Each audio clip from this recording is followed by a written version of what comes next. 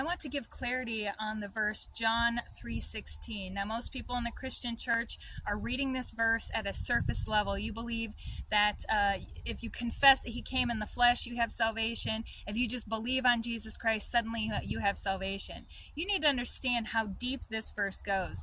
When God says you must believe in Jesus Christ, you need to remember that Jesus made the Word become his flesh, which means he was pruned in the wilderness season. He was trained up in righteousness and made in the image of the Father.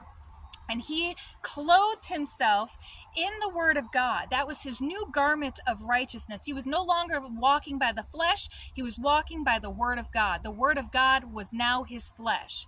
And this is what he was trying to teach his church to do the exact same thing. He is the way to the Father's righteousness. He is the image of the Father's righteousness, which means you need to follow his ways and obey every command that came out of his mouth from the Father.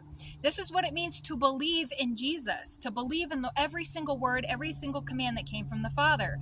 Though he is the way, the truth, and the life. You must be walking in ultimate truth, which means you cannot be walking in false doctrines of the world. You cannot be walking in these false religious sectors of the Christian church. These are all lies.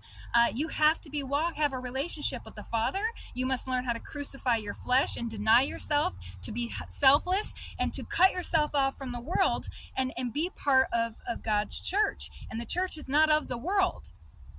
So guys, you really need to reflect on how you're living your life. Are you walking in the ways of Jesus? Are you walking in ultimate truth? And do you truly have salvation? Are you living your life like Jesus?